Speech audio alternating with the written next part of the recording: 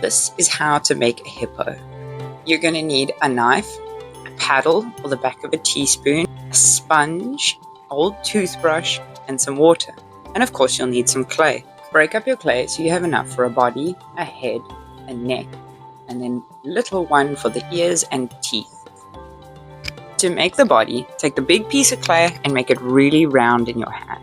Then use your finger to make a crisscross indent. And then use these 4 little corners as the hippo's legs. So go and work in that cross and then pinch out the clay to give length to the legs. Have patience while you pinch the clay nice and gently. Remember, you're making the body out of one piece of clay, as opposed to using many pieces like you would if you did the how to make a sheep video.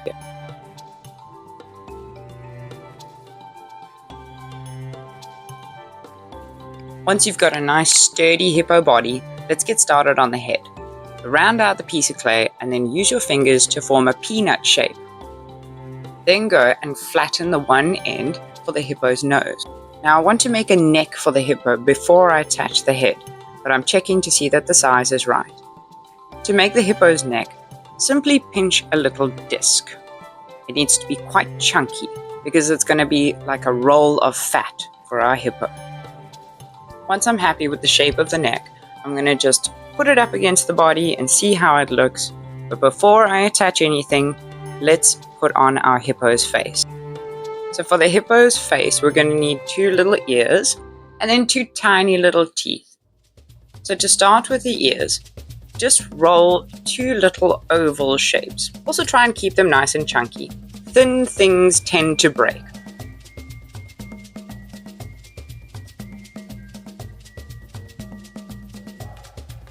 Once you've got 2 more or less symmetrical ovals, take your paddle and make an indent in the center of the oval. Gently fold the oval in half. You can think of the hippo's ears almost like Shrek ears, the same way we did in the how to make a rhino video.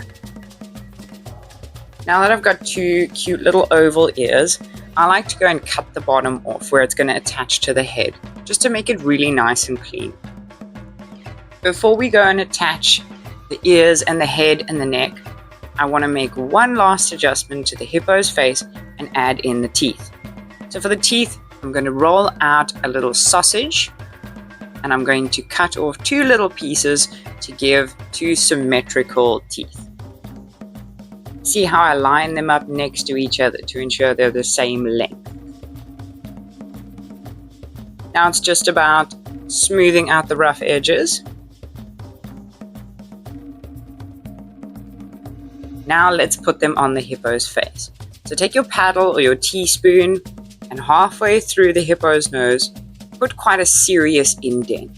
Think about it like you're opening his mouth, almost like you're giving him a bottom jaw.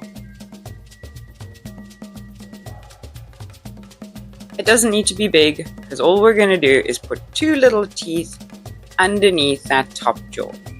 Now make sure your placement and your sizing is right. When it's time to attach, we're going to use the score and slip method. This is really easy. It just means scratching the clay with a wet toothbrush.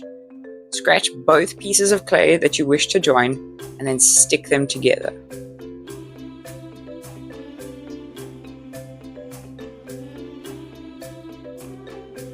Now we need to do more to the join of the clay to make sure that it's strong and not going to fall apart. So we're going to use our paddle and very, very gently work around the join of the clay, creating a nice strong seam. Then you can use a sponge and you can go and smooth out that seam. Now that the teeth are securely attached, on the tippity top of his nose, go and make a little indent. This is going to help raise up the parts where the hippo's nostrils need to be. So now I've got these 2 little raised parts for the nostrils. I'm going to use the back of my paddle. Maybe you can use a bit of a fork or something. And just put 2 little holes for the nostrils. Now it is time to assemble our hippo. So we're going to use the same score and slip method. Go and scratch both pieces of clay that you want to join. Once they're well scratched and pretty damp, stick them together. For the head and the neck, I like to paddle all the way around the top, but leave a little bit at the bottom to give him a really nice double chin. So I've made the joins secure pretty much all the way around except for a little bit at the bottom, and now I've sponged it out. Now I'm scratching the neck and the body and making that attachment secure all the way around with my paddle.